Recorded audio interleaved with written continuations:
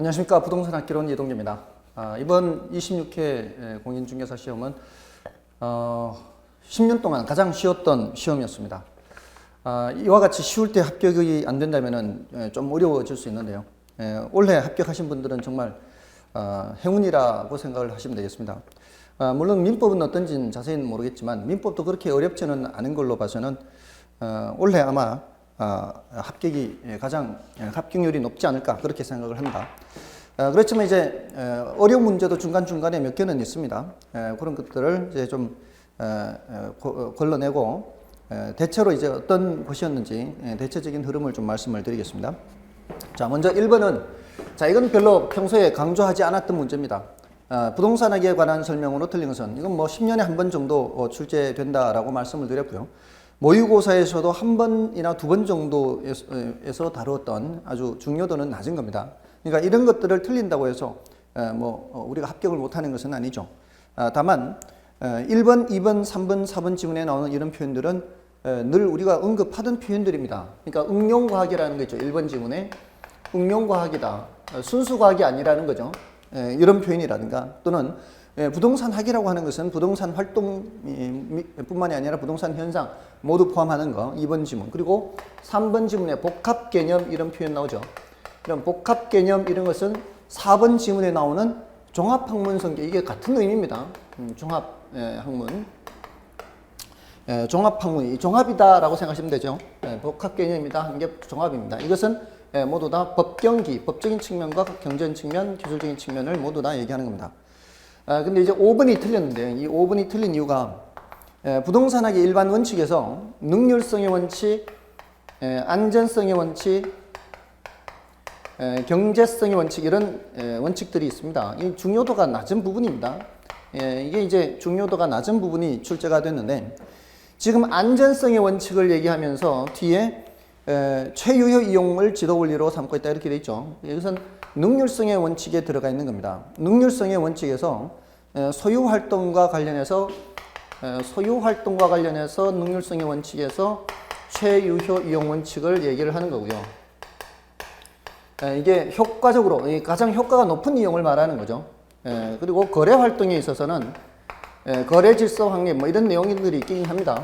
근데 중요도가 낮은 내용이죠. 그래서 앞부분의 1, 2, 3, 4번 지문이 어렵지 않게 판단할 수 있기 때문에 사실은 5번을 체크할 수 있는 그런 문제가 되겠고요. 다음에 2번 문제는 부동산 특성에 대한 거죠. 부동산 특성인데 보통은 이제 부동성, 부중성에서 많이 나온다 그랬죠. 근데 여기서는 영속성에 대해서 질문을 하고 있는데 이거는 부증성에 대한 겁니다. 이거는 많이 공부를 했죠. 그러니까 기억과 디귿이 들어가면 안 돼요. 평소에 제가 수업을 할 때 부증성과 부동성, 이게 디귿은 부동성이라면 이거는 자세히 해두시라 그랬죠. 부증성과 부동성에 대해서 자세히 해두시면은 나머지는 체크를 할 수 있다고요. 그러니까 기억과 디귿이 얘네들은 부증성, 부동성에 들어가면 안 되는 거죠. 그러니까 기억과 디귿이 들어가 있는 거는 빼야 됩니다. 지금 근데 보면은 1번, 3번, 4번, 5번 지문에 기억이나 디귿이 모두 다 들어가 있습니다. 그러니까 이런 것들을 빼면은 남는 거는 2번밖에 없는 거예요. 그렇죠? 자, 이렇게 어느 하나만 확실하게 알아도 부동성, 부중성만 확실하게 알아도 판단할 수가 있는 거고요. 다음에 대신 니은과 미음 이거는 이제 자동으로 나오는 것이고 리얼인가요? 일문일가 법칙. 리얼은 요거는 개별성과 관련되는 거죠. 이건 많이 했던 거지 않습니까? 그래서 이건 아주 쉬운 부동산 특성의 발생 현상 중에 쉬운 거고요. 다음에 3번은 자, 이거 포락지죠. 포락지. 이 지적 공부에 등록된 토지가 물에 침식되어 수면 밑으로 잠긴 토지. 물과 관련되는 거는 포락지라고 했죠. 이건 너무 쉬운 거죠. 이런 거는. 이건 거저 주는 겁니다. 아주 쉬운 거고요. 다음에 4번은 부동산 수요 증가에 영향을 주는 요인을 모두 고른 것을 했습니다. 여기 수요 증가라고 했죠. 수요 증가. 수요하고자 하는 양을 증가시키는 요인을 찾으라. 기억에 수요자의 실질 소득 증가 있죠. 실질 소득이 증가하면은 수요 증가 이렇게 해야 되겠죠. 여기서 일단은 특별한 언급이 없으면은 우리는 정상제를 전제로 해야 된다고 그랬죠. 여기는 지금 정상제인지 열등제인지 그런 말이 없죠. 정상제인지 열등제인지 그런 말이 없습니다. 없을 때는 일단 뭐를 전제로 해서 정상제를 전제로 해서 실제 소득이 증가한다. 자, 이렇게 해서 생각을 하셔야 되고요. 그다음에 니은은 거래세 인상이죠. 거래세 인상되면은 그 수요가 증가하는 게 아니고 수요가 감소하는 거죠. 그래서 니은은 들어갈 수가 없고요. 그다음에 디귿은 대출 금리가 하락입니다. 대출 금리가 하락하면은 사람들이 사기가 더 쉬워지지 않겠습니까? 그러면 수요가 증가하게 되겠죠. 그다음에 부동산 가격 상승 기대입니다. 이거 조심하라고 평소에 말씀을 많이 드렸어요. 부동산 가격이 올라갈 것 같아요. 부동산 가격이 상승할 것 같아요. 그럼 여러분들 어떻게 하겠습니까? 상승이 아니라 상승을 기대하는 겁니다. 기대. 상승을 기대하면은 올라가기 전에 미리 사야 되겠죠. 수요가 증가하게 됩니다. 그러니까 정답은 기억, 디귿, 리을이 나왔고요. 인구 감소는 당연히 수요가 감소하는 거죠. 그래서 정답은 4번인데요. 약간 시비거리를 만들자면은 이 문제는 정상제인지 열등제인지에 대한 언급이 없죠. 언급이 없으니까 이 문제가 뭐 출제 오류다 뭐 이렇게 약간 걸 수는 있겠습니다. 근데 받아들여질 가능성은 그렇게 크지가 않고요. 약간 시비거리로 삼을 수는 있겠습니다. 다음에 5번은 부동산 수요 및 공급에 관한 설명으로 틀린 것은 했죠. 자, 요거 수업 시간에 엄청 많이 했죠. 첫 번째는 아파트와 단독주택 관계가 대체제잖아요. 근데 아파트 가격이 상승한다는 얘기는 대체제 가격이 상승이에요. 대체제 가격 상승. 대체제 가격 상승이면 내가 살펴보는 지금 아파트 가격인 경우에는 내가 단독주택을 살펴보는 거예요. 해당자와 수요는 해당자와 수요, 내가 살펴보고 있는 자와 수요죠. 그 수요가 증가하게 되겠죠. 자, 그러면은 단독주택 수요가 증가하니까 단독주택 가격은 상승하게 되겠죠. 그래서 1번은 옳은 말이고요. 다음에 2번의 경우에는 건축 기자재 가격이 상승하더라도, 자, 이 건축 기자재가 뭡니까? 건축 기자재. 이거는 이제 생산 요소죠. 생산 요소. 이 가격이 올라간다는 얘기는 생산 요소 가격이 올라간다는 얘기예요. 생산 요소 가격이 올라가면은 공급이 감소죠. 이 균형 상태에서 공급이 감소한다 이렇게 되는 거죠. 주택 가격이 변하지 않는다면 이렇게 공급이 감소한다. 요걸 생각하는 겁니다. 그래서 2번 맞는 말이죠. 다음에 3번은 주택 가격이 상승하면은, 자, 주택 가격이 상승해요. 주택 가격이 상승하면은 공급자 입장에서는 어떻게 해요? 공급자 입장에서는 공급량을 증가시키죠. 공급량을 증가시킵니다. 가격이 상승하게 되면은. 자, 공급량을 상승시킨다는 얘기는 뭐도 많이 필요하다는 얘기요. 택지도 많이 필요하다는 얘기죠. 그러면은 주거 용지 공급이 감소하는 게 아니라 주거 용지 공급이 증가해야 되겠죠. 그래서 3번이 틀립니다. 이러면은 주거 용지 공급은 증가합니다. 이렇게. 자, 됐고요. 다음에 4번은요. 완전 경쟁 시장에서 부동산 공급량은 한계 비용 곡선이 가격 곡선과 일치하는 지점에서 결정된다. 자, 요거는 좀 우리 수준을 좀 벗어나는 내용이다 이렇게 볼 수 있습니다. 이거는 사실 왜 이런 글을 내는지 사실 조금은 이해하기는 어렵습니다만은 이거는 경제학의 범위로 넘어가거든요. 다만 이런 4번 같은 지문은 지금까지 우리 시험에서 출제되더라도 정답 지문으로 출제되지는 않았습니다. 보통 경제학에서는 이 평균 비용 곡선에서 AC 하고요. 한계 비용 곡선에서 MC 하고요. 그것도 이제 평균 가변 비용 곡선 AVC라 하는데요. 그 평균 가변 비용 곡선이 이렇게 더 밑에 있는데 이런 여러 가지 곡선들이 있는데 이게 한계 비용 곡선의 요 지점부터가 이제 공급 곡선이 돼요. 이런 공급 곡선하고 이게 완전 경쟁 시장에서는 가격 곡선이 가격이 이렇게 좁혀요. 이렇게 이 가격 곡선이에요. 이게 가격을 나타내는 거죠. 이게 요 상태에서 이게 결정이 돼요. 이 균형 거래량이 공급량도 그렇고 균형량도 그렇고요. 그래서 이건 우리 수준을 벗어나는 내용이거든요. 그러니까 이런 거 나오면은 패스를 해야 됩니다. 이거는 지금 10년간 대체로 이런 출제 경향을 보여왔습니다. 내년에도 마찬가지 이런 내용 나오면은 이런 거는 정답 지문이 아니다 이렇게 생각하시면 돼요. 이런 것들이 정답 지문이 돼버리면 이제 굉장히 난이도가 높아지겠죠. 그러니까 우리 시험에 이런 것들이 정답 지문이 되는 경우는 아주 예외적인 경우는 있어요. 그러니까 지금 8번 있어요. 8번이 그렇고요. 16번 보시면은 8번과 16번이 좀 예외적으로 어려운 지문이 정답이 되는 거예요. 이런 것들은 패스해야 됩니다. 할 수 없습니다. 그런 것까지 다 일일이 신경 쓸 수가 없어요. 다음에 5번은 부동산의 물리적인 공급은 단기적으로 비탄력적이라 할 수 있다. 이 단기적으로 비탄력적, 단기적으로는 굉장히 가파르다는 얘기죠. 자, 이렇게 단기는 더 비탄력적, 장기는 더 탄력적, 이거 많이 했고요. 그래서 정답은 3번이었고요. 다음에 6번 이거 많이 했죠.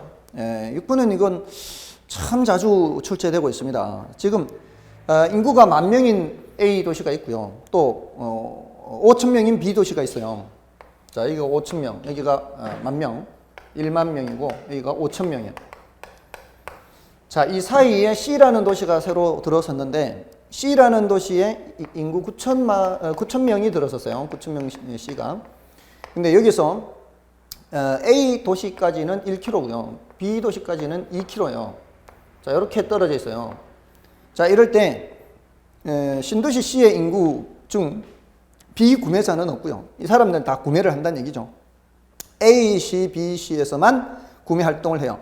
그럴 때 신도시 C의 인구 중, 여기 신도시 C의 인구 중 A, C로의 유인 규모는 기억이고 이쪽으로는 몇 명, 이쪽으로는 몇 명, 이거 계산하는 거죠. 자, 그러려면 이 A와 B가 당기는 힘을 계산해야 되죠. 그러면 A가 당기는 힘, 이거 거리의 제곱에 반비례하고 크기에 비례한다. 거리의 제곱, 1km의 제곱 1분의 10,000명이죠. 그럼 그냥 당기는 힘이 많아요. 근데 B가 당기는 힘은 2의 제곱이죠. 2의 제곱 4분의 5천입니다. 4분의 5천은 1250이죠. 자, 이렇게 1250, 이러면은 이제 약분하고요. 125분의 1000에 5로 또 약분할 수 있죠. 이런 식으로 약분할 수 있는 숫자를 계산하면은 25대 200, 또 약분하면은 5대 20, 이렇게 되나, 5대 20, 5대 40인가요? 5로 나누면은 40이죠. 그러면 1대 8이 되는 거예요, 1대 8. 그러니까 결국 8대 1이긴 8대 1.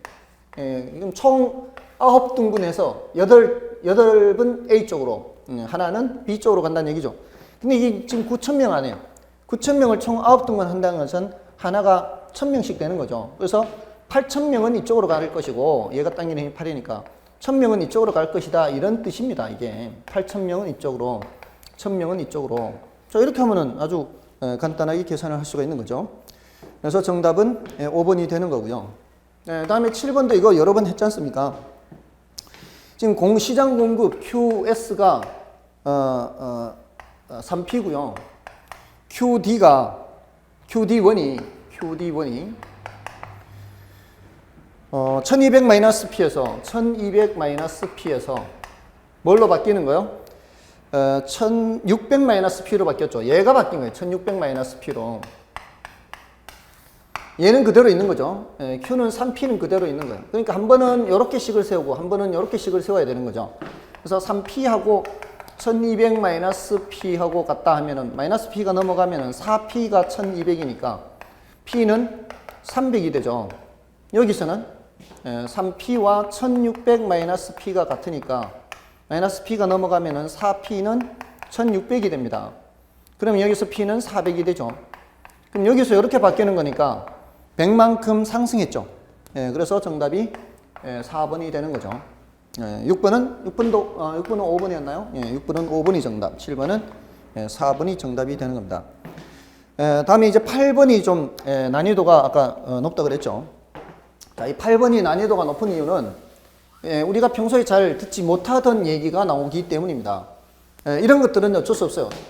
잘 못 듣던 얘기가 나오는데 그것이 정답 지문이에요. 이러면은 할 수 없습니다. 이거 이런 내용을 다루는 교재가 시중에 없어요. 부동산 학교는 기본서에도 이런 표현을 잘 다루지 않습니다. 그런 것들을 우리가 어떻게 맞출 수 있느냐는 거죠. 그래서 이런 것들은 너무 신경 쓰지 않는 것이 좋다. 이렇게 말씀을 드릴 수 있고요. 그 8번에 보시면 이제 설명을 드리자면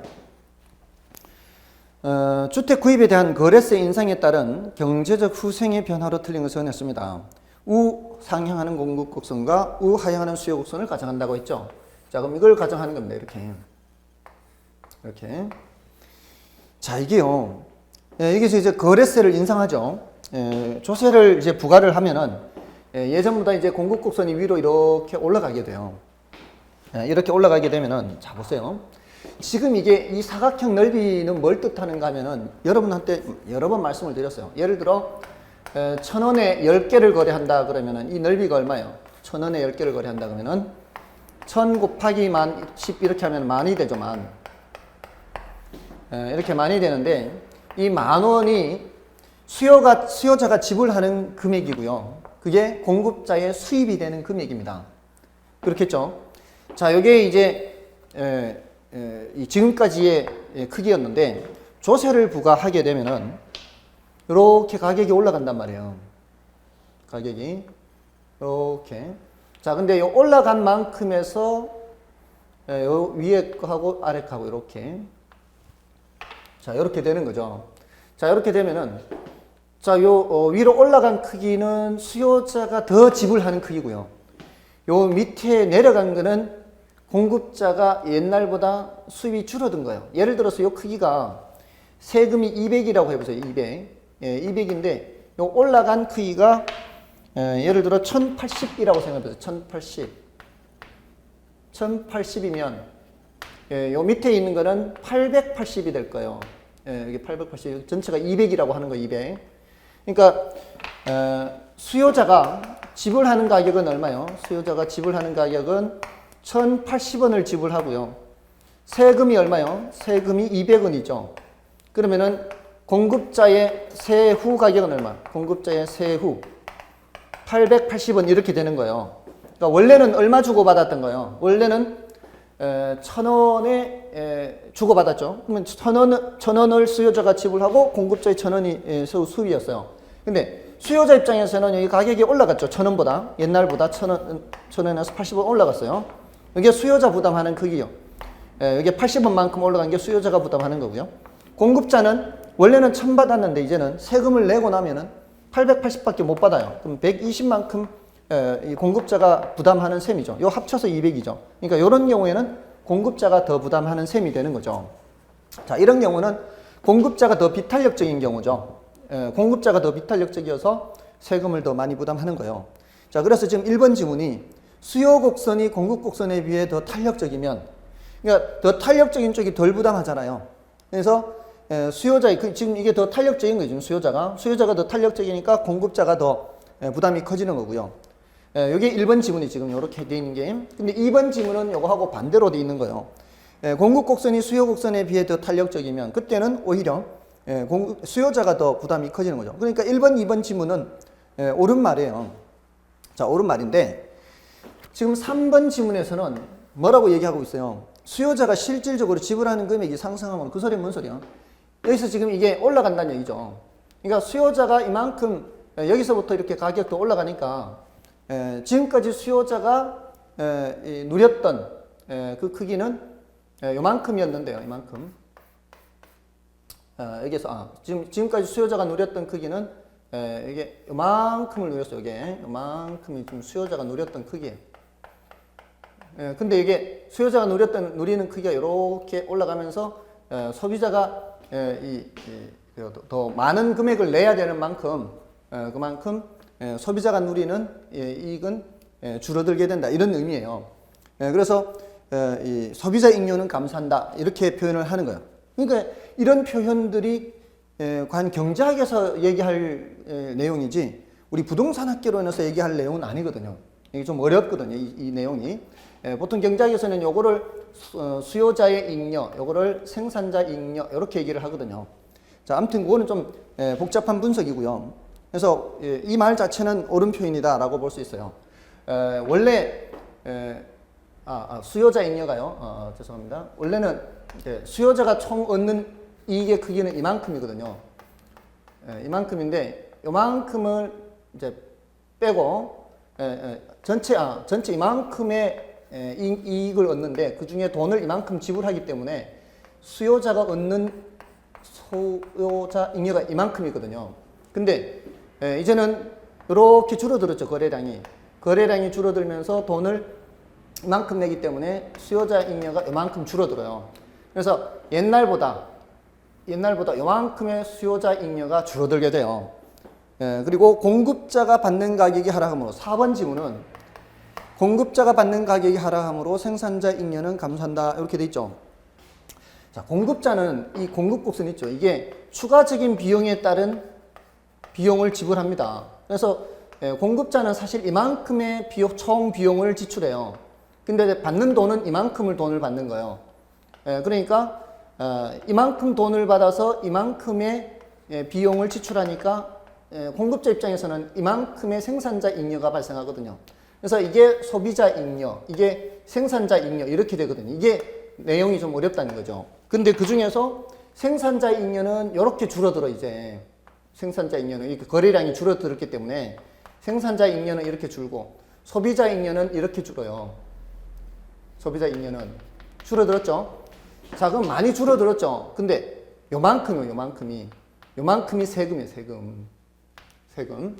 자, 그래서 이 소비자 잉여와 생산자 잉여와 세금 이렇게 다 하면은 뭐 별 차이 없을지도 모르죠. 근데 그렇게 되더라도 요 부분이 있어요, 요 부분만큼의 잉여가 사라지게 되는 거예요. 원래는 이만큼의 전체 잉여였거든요. 소비자 잉여와 생산자 잉여 전체 잉여였는데 이제는 생산자 잉여는 요만큼 줄고 요만큼으로 소비자 잉여는 이만큼으로 줄고 요만큼이 세금이고 요거는 어디 간지 없어요. 완전히 사회에서 사라져버린 거예요. 그래서 요 부분 때문에 경제적 손실이 발생한다는 거예요. 이게 효율성이 떨어진다라고 해요. 그래서 5번이 틀린 지문은 이 거래세 인상에 의한 세수입 증가분은 정부에 기속돼요. 그러니까 요게 세수입이 정부에 기속되고 요거 공급자 잉여, 생산자 잉여, 사회 전체 잉여가 이만큼에서 요만큼으로 되는데 요만큼이 사라진다는 거죠. 그래서 경제적 손실이 발생하지 않는다. 이게 아니라 발생한다. 근데 이게 어려운 지문이 정답이 됐잖아요. 이 경제학에서는 이거 하버가라는 학자가 찾아냈다 그래서 하버거의 삼각형이라고 그래요. 근데 이게 사실 우리 부동산학개론에서 이거 질문할 내용이 아니거든요. 근데 그나마 지금 앞에 1번, 2번은 많이 봤던 내용이죠. 3, 4, 5번 이런 데서 이제 정답 지문이 나오기 때문에 이런 문제는 패스해야 되는 그런 문제다. 이렇게 생각하시면 되는데, 자, 이제 논란이 될 수 있는 게 이제 4번 지문이에요. 이 4번 지문이 지금 이 공급자 입장에서는 얼마를 받아요? 880이 되죠. 근데 이게 세후란 말이에요, 세후. 자, 근데 우리 4번 지문에 뭐라고 되어 있나요? 공급자가 받는, 이렇게 돼 있죠. 공급자가 받는. 가격이 하락, 이렇게 돼 있어요. 자, 여기서 이제 공급자가 받는 가격이 뭐냐면, 공급자가 받는 가격이 일단은 수요자한테는 얼마를 받아야 돼요? 수요자한테 일단은 1,080원 받아야 되죠. 1,080원 받고 200원을 세금 내고 나서 880원이 자기 세후 수입이 이제 자기 주머니에 되는 거죠. 근데 지금 여기에서는 요 공급자가 받는 가격이 하락한다라고 되어 있는데 이거는 뭐를 전제로 하는 표현이에요? 이거는 지금 880을 전제로 하는 거죠. 880원은 옛날 뭐보다는 낮아졌어요. 1000보다는 낮아졌죠, 이게. 1000보다는. 옛날에 처음에 봤던 흰색으로 쓴 1000보다는 880이 낮아졌습니다. 그런데 지금 이게 그냥 받는 가격은 일단은 1080원 받는 거죠. 소비자한테 그냥 받는 가격은 1080원이에요. 그러니까 이게 세후 가격인지 세전 가격인지 이걸 분명하게 좀 밝혀줄 필요는 있습니다. 그래서 좀 이것도 시비거리가 될 수가 있는 거죠. 그러니까 지금 4번 문제에서 얘기했던 것은 정상제냐 열등제냐 이런 표현이 없잖아요. 이런 표현이 없습니다. 이런 표현이 없어서 이거 시비거리 삼는데 이거는 지금까지 출제 경향으로 비춰봤을 때는 좀 받아들여질 가능성은 좀 낮다라고 볼 수 있고요. 근데 이게 조금은 가능성은 좀 더 높습니다. 4번 질문이 공급자가 받는 가격 요게 조금 애매합니다, 표현이. 자, 아무튼 지금 여기 요 부분이 문제가 된다면은 조금은 더 될 수 있습니다. 4번보다. 그래서 요거는 한번 이 신청을 해볼 만한 내용이고요. 아무튼 세전이냐 세후냐 요걸 좀 분명히 밝혀줬어야 된다. 이렇게 얘기를 할 수 있고요. 그래서 정답은 일단은 5번으로 이제 발표가 됐고요. 4번도 중복답으로 얘기할 수 있지 않나 이렇게 생각할 수 있다는 겁니다. 다음에 9번은요. 부동산 금융에 관한 설명으로 틀린 것은 1번에 한국주택금융공사는 주택저당채권을 기초로 하여 주택저당 이건 뭐 어렵지 않죠. 그리고 2번 자 이거 2번도 어렵지 않은 내용이죠. 이거 많이 했던 내용입니다. 시장금리가 대출 약정 이자율보다 높아져. 지금 내가 대출받은 금리가 있어요. 대출받은 금리 약정 금리가 있는데 시장금리가 더 올라가 있어요. 나는 대출을 이렇게 받았는데 시장금리가 더 높아요. 자 이러면은 지금 대출받은 거를 조기 상환하는 이런 바보 같은 사람이 어디 있겠습니까? 말도 안 되죠. 2번 틀린 거고요. 그 외에 뭐 신디케이트 지분금융 이것도 했었고요. 다음에 부동산 금융 4번 부동산 금융의 정의 이건 뭐 어렵지 않고요. 또 5번도 프로젝트 금융 이거는 PF 방식이죠. PF 방식은 비소구 또는 제한적 소구 이거 엄청 많이 했지 않습니까? 어렵지 않고요. 다음에 10번도 이거 많이 했죠. 10번에 자기관리 부동산 투자회사의 설립자본금은 5억 원 이상이죠. 10억 원 이상이죠. 자, 그래서 맞는 말이고요. 지금 옳은 것을 찾는 거지 않습니까? 자기관리는 10억 원 이상이고요. 설립자본금이 위탁관리나 구조조정은 이건 명목형이죠. 얘네들은 5억 이상이죠. 그래서 1번은 맞고요. 그 다음에 2번은 위탁관리 부동산 투자회사의 설립자본금은 여기 나오네요. 위탁관리 부동산 투자의 설립자본금은 5억 원 이상. 그 다음에 영업인가 후 6개월 이내에 50억 원 이상을 모집해야 되죠. 그래서 틀린 지문이고요. 3억하고 30억 두 군데가 틀렸죠. 그 다음에 3번은 자기관리 부동산 투자회사와 기업구조조정 부동산 투자회사는 모두 실체형, 모두가 아니죠. 자기관리만 실체형입니다. 이것만 실체형이고 나머지는 다 명목형이죠. 다음에 4번은 위탁관리 부동산 투자회사는 본점 외에 지점을 설치할 수 있으며 직원을 고용하거나 상근 임원을 둘 수 있다. 이거는 명목형은 할 수가 없는 거죠. 4번은 실체형만 그럴 수 있죠. 서류상의 회사인데 무슨 직원을 고용하고 또 지점을 두고 이런 거는 있을 수가 없는 거고요. 다음에 부동산 투자회사 자금 차입할 수 있죠. 차입 및 사채 발행할 수 있지 않습니까? 차입 및 사채 발행은 자기 자본의 2배까지 할 수 있고요. 주주총회 특별 결의가 있으면 10배까지 확장이 되죠. 자, 그런 내용이고요. 그 다음에 11번입니다. 자, 11번 이거 다 예측을 했던 거죠. 11번은 DTI 기준과 LTV 기준 다 했지 않습니까? LTV 기준. DTI 기준은 지금 시장가 총부채 상환 비율 40%잖아요. 그리고 연소득이 5천만 원이지 않습니까? 그럼 5천만 원 곱하기 DTI 0.4인가요? DTI 0.4, 40%죠. 그리고 나누기 저당 상수하는 거죠. 저당 상수가 0.1이지 않습니까? 그러면은 2만만 이렇게 될 거예요. 2만만. 5천만 여기에서 2만만 된 이거는 2억이라는 얘기죠. 자, 근데 LTV 기준은 집값의 몇 프로요? 이런 소리죠. 근데 집값이 시장 가치가 3억이고요. 거기에 60%까지 대출을 해주는 거죠. 그럼 3억 곱하기 바로 0.6 곱하면 끝이죠. 여기서는. 여기서는 이제 곱해서 나누기 0.1을 해야 되는데 여기는 바로 곱하면 끝이에요. 1억 8천이죠. 1.8억. 근데 은행은 작은 쪽을 기준으로 대출을 해주는 거죠. 그래서 1억 8천. 3번이 정답이고요. 아주 쉽죠. 자, 12번도 예측을 했는데요. 사실은 원리금 균등, 원금 균등이 10년 동안 쉬었다 그랬죠. 이거 꼭 나오길 바랬다고 했는데 이거 이 회차의 것이 나올 거라고 생각을 하지 못했습니다. 이 원금 균등 상환이죠. 원금 균등 상환에서 1회차는 계속 연습을 했죠. 1회차. 1회차 거는 일단은 먼저 뭘 계산한 후에 원금 균등액을 계산한다 그랬죠. 원금 균등액. 요거는 대부액 나누기 납입 횟수라 그랬어요. 2억 나누기 납입 횟수는 이게 지금 매년 단위로 납입을 하고 20년간 매년이니까 20번이죠. 20번. 그러니까 한 번에 1,000만 원씩 갚아야 되는 거예요. 이게 1회차. 그 다음에 이자는요. 첫 번째 이자는 2억에 대한 이자입니다. 근데 이게 연 몇 프로예요? 연 5%죠. 연 5%니까 2억의 5%는 0.05죠. 0.05, 2억에 0.05는 1,000만 원인가요? 맞나요? 예, 1,000만 원 맞죠? 자, 그러면 원리금 합계가 얼마예요? 원리금 합계. 그러면 이제 2,000만 원 이렇게 되는 거죠. 자, 이게 1회차인데 지금 문제에서는 2회차를 물었잖아요. 2회차를 물었기 때문에 2회차의 원금 균등액, 이거는 어차피 똑같은 거예요. 원금 균등액은 첫 번째 학과나 똑같은 거죠. 그러니까 1,000만 원씩 1,000만 원씩 20번을 갚으면 2억을 갚는 거니까. 근데 두 번째 이자에 두 번째. 자, 첫 번째 원금을 1,000만 원 갚았잖아요.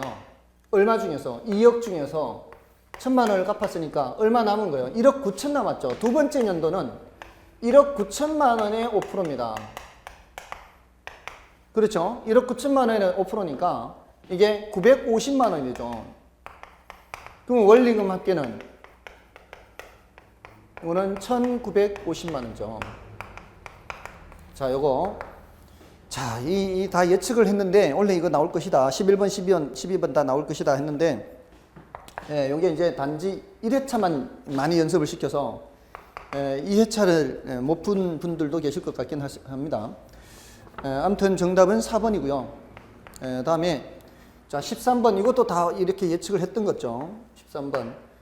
올해는 부동산 경기 변동에서 이 부동산 경기 변동의 특성에서 출제가 될 것이다.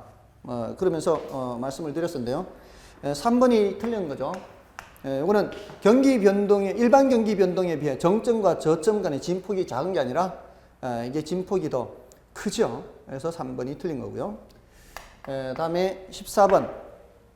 14번은 X 지역의 오피스텔 임대료가 10% 상승하고 오피스텔 임차 수요가 15% 감소하자 이 지역의 소형 아파트 임차 수요가 5% 증가했다. 자, 이게 지금 가격이 변한 게 뭐가 변했어요? 오피스텔 임대료가 몇 프로 올랐다고요? 임대료가 10% 올랐어요. 자, 그러니까 오피스텔 임차 수요 같은 자요. 자, 여기도 오피스텔, 여기도 같은 놈이죠. 여기 오피스텔 수요가 15% 감소했어요. 그러자 소형 아파트 임차 수요, 소형 아파트요. 여기 수요예요. 네, 가격은 누가 변했어요? 얘가 가격이 변했고요. 소형 아파트 수요가 5% 증가했어요. 5% 증가했어요. 이렇게. 자, 이럴 때 X 지역의 소형 아파트 임차 수요의 교차 탄력성하고 그리고 소형 아파트와 오피스텔 간의 관계를 묻고 있죠. 교차 탄력성은 이것을 묻는 겁니다. 이렇게 지금 얘하고 교차라는 거는 서로 다른 재화를 말하는 거죠. 지금 얘가 10% 올라요. 가격이 지금 얘가 가격이죠. 가격이 밑으로 가야 돼요. 교차 탄력성에서 X제 가격 변화율 분의 Y제 수요량 변화율 이렇게 되지 않습니까?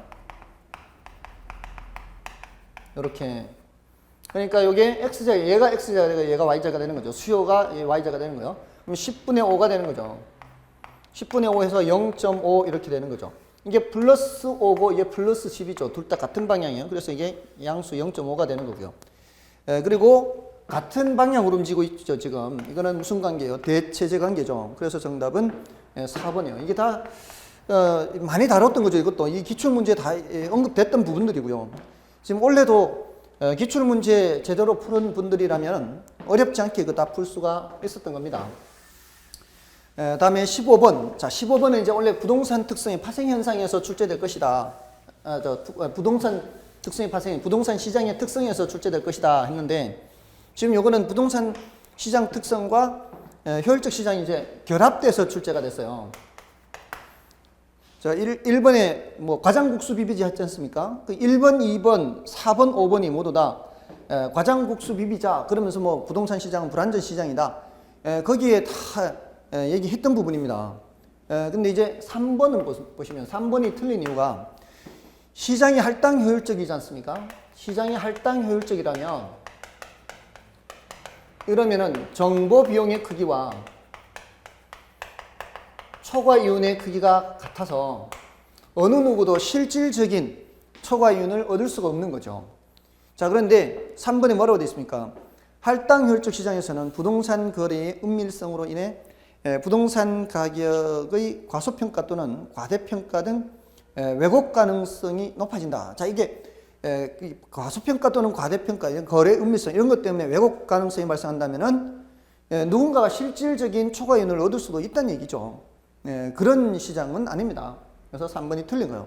이런 왜곡이 없다는 겁니다. 할당 혈족 시장에서는 과소평가, 과대평가 이런 게 있을 수가 없다는 거죠. 그래서 3번이 틀린 거고요. 나머지 것들은 별로 어렵지도 않지 않습니까? 뭐 2번도 많이 했죠. 이 가격 왜곡 현상 나타나는 거, 정보 비대칭, 이게 정보가 불완전하니까 그렇게 되는 거고요. 또 수급 조절이 잘 안 돼서도 그렇게 나타날 수도 있고요. 뭐 나머지는 어렵지 않습니다. 다음에 16번. 자, 요것도 좀 예외적인 문제예요. 요거는 주로 이제 2번, 3번, 4번은 어렵지 않아요. 1번, 2번, 3번, 3번 이건 많이 다뤘던 거예요. 1, 2, 3, 4가 많이 다뤘던 내용이고 다행히 앞에서 8번처럼 방금 지웠던 8번처럼 여러 개 지문이 동시에 다 잘 다루지 않았던 것이 아니고요. 이 하나만 잘 다루지 않은 거예요. 요 1, 2, 3, 4는 좀 그래도 다른 부분이어서 그나마 16번은 덜 어려운 거예요. 1번에 그 해리스와 울만의 다핵심 이론에서는 그 상호 편익을 가져다 주는 활동의 집적 지향성, 집적 이익을 다핵 입지 발생 요인 중 하나로 보죠. 이거 어렵지 않은 거예요. 그리고 2번도 입찰지대 곡선 했지 않습니까? 입찰지대 곡선은 상업용, 주거용, 공업용 이렇게 해서 누가 가장 금액을 많이 써내느냐, 입찰할 때 누가 써내느냐에 따라서 상업용, 주거용, 공업용 해서 맨 위에 있는 것들 있죠. 요놈들이 연결이 돼서 이렇게 요놈들이 연결이 돼서 이게 도시 전체 입찰 지대 곡선이 되는 거죠. 그래서 여러 개의 지대 곡선 중 가장 높은 부분을 연결한 곡선이 바로 이 알론소의 입찰 지대 곡선이에요. 여기서 이제 포락선이라고 하는 거 있잖아요. 포락선이라고 하는 것은 이 말이 단어가 어렵죠. 포락선. 요거는 무수히 많은 이런 선이 있다면은 이 말이에요. 무수히 많은 선이 있다면은 아주 부드러운 선이 될 거예요. 얘가 이렇게 아주 부드러운 선 이렇게 될 거예요. 요거를 포락선이라고 그래요. 포락선. 이렇게 얘기를 할 수 있고요. 그다음에 헤이그의 마찰 비용 이론에서는 교통비와 지대를 마찰 비용으로 본다. 이 마찰 비용 개념은 몇 번 한 정도죠. 뭐 그렇게 많이 등장한 것은 아니고 지대와 교통비의 합이 마찰 비용이다. 뭐 이 정도입니다. 그다음에 4번에 차액지대설. 차액지대에서는 키워드가 뭐라고 했습니까? 이거는 비옥도라 그랬죠. 차액지대에서는 비옥도. 지대 발생 원인을 농토의 비옥도에 따른 농작물 수확량 차이로 파악했고요. 그다음에 5번이 틀렸는데, 자, 이 5번이 이 우리 시험에 나올 수준이 아닙니다. 사실은 마샬은 일시적으로 토지 성격을 가지는 기계기구 등의 생산 요소, 그 일시적이라는 말 있죠. 일시적 요 표현이 단기란 뜻이에요. 단기적으로 토지 성격을 가지는 기계기구 등의 생산 요소에 대한 대가를 이걸 준지대라고 했어요. 준지대. 자, 이 준지대는 사실 우리 시험에 나올 만한 내용이 아닙니다. 이거는 뭐 거의 경제학 내용인데 이게 벌써 두 번째 나옵니다. 이거는 좀 설명하기도 시간도 많이 걸려요. 이게 중요도에 비해서 시간도 많이 걸리는 게 자꾸 출제가 되고 있는데요. 여러분들 왜 기계장치를 설치를 했어요. 기계장치를 설치했는데 이 기계장치는 시간이 흐르면은 저절로 감가가 돼요. 근데 지금 기계가 놀고 있단 말이에요. 기계가 놀고 있는데 기계를 돌리는데 비용이 발생하죠. 뭐 전기도 들어가야 되고 사람도 필요하고. 그러니까 기계를 돌릴 때 기계값 말고 발생하는 비용을 변동비용이라고 그래요. 자, 예를 들어 이제 기계를 돌려서 변동비용이 100원이 발생하고요. 기계 감가상각비가 100원이 발생한다고 쳐보세요. 자, 만약에요. 누군가가 주문이 들어왔어요. 지금 나는 기계를 놀리고 있는 상태예요. 나는 지금 기계를 놀리고 있는 상태입니다. 자, 그러면 기계 놀리고 있는 상황에서 누가 한 개 만들 때마다 150원을 주겠다라고 제의가 들어왔어요. 한 개 만들 때마다 150원 주겠다. 제의가 들어오면 일단은 받아들여야 돼요? 말아야 돼요? 기계 감가상각비 100원에 변동비용 100원 이렇게 발생하는 상황에서 누가 이렇게 제의가 들어왔다면 이러면은 지금 기계가 놀고 있는 상황에서라면 그러면은 받아들여야 돼요. 왜요? 150원 받아서 변동비용 100원 제하고도 나는 50원을 충당을 할 수가 있죠. 만약에 이 기계를 놀려버리면은 나는 얼마 손해보는 거예요? 계속 100원씩 손해보는 거예요. 근데 150원을 받으면은 100원 변동비용 지불하고 나머지 50원을 여기 충당하면은 내가 얼마씩 손해보는 거예요? 50원씩만 손해보면 돼요. 내가 손해본 크기가 줄어들어요. 뭐한테는 최소한 100원 줘야 돼요? 변동비용한테는 이건 지불해야 되죠. 만약에 250원을 받는다면은요, 250원을 받는다면은 100원 주고 얼마가 남아요? 150원이 남죠. 그럼 150원이 누구한테 돌아가는 셈이에요? 기계한테 돌아가는 셈이죠. 자, 요런 것이 바로 준지대가 되는 거예요. 여기에서는 준지대가 50원이 되는 거고요. 여기서는 150원이 되는 거예요. 그러니까 기계 같은 거는 일단 설치해 놔버리면은 거기 기계 살 때 돈은 이미 지불해버린 상태예요. 기계는 놀려도 결국은 가치가 떨어져요.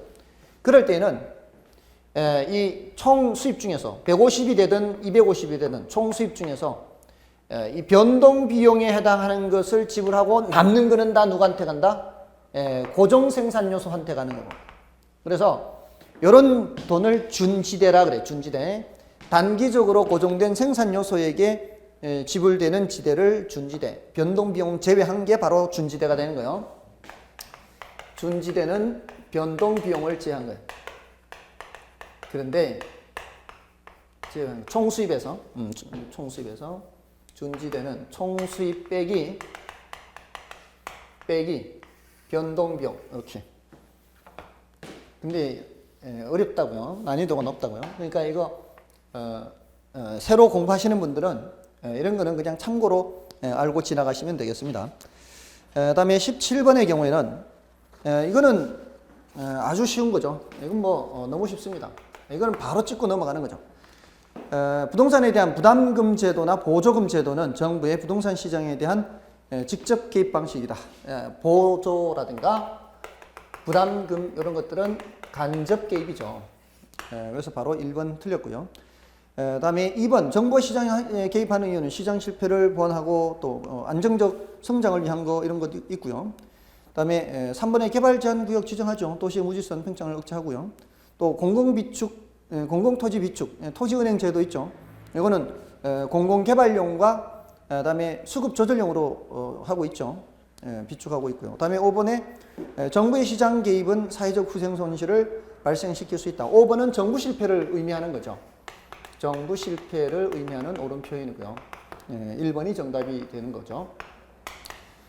다음에 18번의 경우에는 이것도 좀 예외적입니다. 이게 공법 얘기죠. 공법 얘기인데, 자, 우리 공법의 용도 지역을 어떻게 구분하죠? 용도 지역을 도관 농자하죠. 도시 지역, 관리 지역, 농림 지역, 자연환경 보존 지역 이렇게 구분하지 않습니까?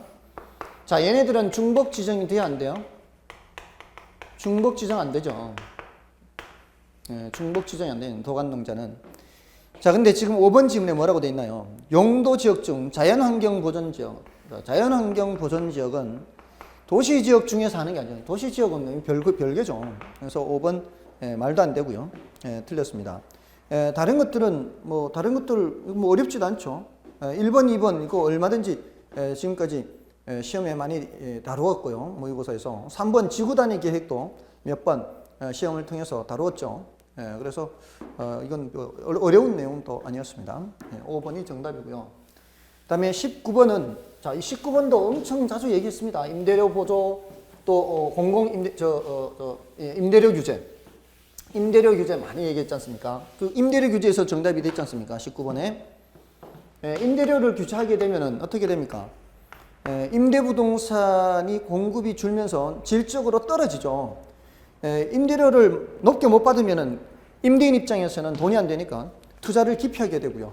그리고 가격은 이거 공급은 감소하고 질적 저하 현상이 나타나고, 또 세입자의 주거 이동을 촉진시키는 게 아니죠. 집 구하기가 힘든 세입자들은 이사를 가기 힘들어져서 주거 이동이 저하됩니다. 그래서 틀린 거고요. 그다음에 1번의 주택 바우처는 임대료 보조인데 이게 현물 보조의 일종이죠. 그다음에 뭐 2번은 당연한 얘기고요. 그다음에 3번도 임대료 규제의 부작용 말씀을 드렸었죠. 임대료 규제는 장기적으로 민간 임대주택 공급을 위축시킬 수 있다. 이게 이제 가장 큰 문제점이라고 그랬죠. 임대료 규제에서. 다음에 5번은 별로 신경 쓰지 마십시오. 이런 거는 좀 예외적인 거예요. 예외적인 거. 예외적인 건 이런 게 있구나. 장기 전세 저택이다. 이런 게 있구나라고 생각하시면 되겠습니다. 그러면 되겠고요. 다음에 20번 외부 효과. 이거는 엄청 자주 말씀을 드렸죠. 외부 효과. 근데 지금 1번은 외부 효과의 정의죠. 어떤 경제활동과 관련하여 거래 당사자가 아닌 제3자에게 의도하지 않은 혜택이나 손해를 가져다 주면서도 그에 대한 대가를 받거나 받지도 지불하지도 않은 상태. 근데 2번이 틀린 이유가 뭐예요? 2번. 정의 외부 효과가 발생하면 님비 현상이 발생하는 게 아니라 부의 외부 효과가 발생하는 거죠. 부의 외부 효과가 발생하면 예를 들어 쓰레기 소각장, 또 시멘트 공장 이런 것이 설치가 되면은 인근 지역에 부의 외부를 발생시키죠. 그러면 님비 현상, 이게 뭐예요? 님비가 not in my backyard죠. not in my backyard, 내 뒷뜰에는 안 된다. 이런 뜻이죠. 나머지는 뭐 3번 정의 외부, 4번 부의 외부. 부의 외부의 경우에는 사회적 비용이 발생할 수가 있고요. 그다음에 5번에 그 여러 용도가 혼재되어 있는 경우, 지역 지구제가 제대로 안 돼 있으면 부의 외부 발생하지 않습니까? 그럼 별로 어렵지 않아요. 그러니까 전반적으로 보면은 수업 시간에 다들 얘기를 했던 거예요. 이런 것들이. 이런 거는 이제 도관농자, 이건 좀 공법상 내용이는 좀 다른 내용이고요. 이거 늘 했던 얘기고요. 대체로 이 16번과 8번, 이건 좀 예외적이에요. 8번, 16번, 18번 이런 내용들은 이게 뭐 우리는 60점이면 합격하는 시험에 이런 예외적인 거는 몰라도 별 관계가 없지 않습니까? 그래서 대체로 문제가 쉬웠다 이렇게 볼 수 있습니다. 21번부터는 좀 시간을 달리해서 설명드리겠습니다.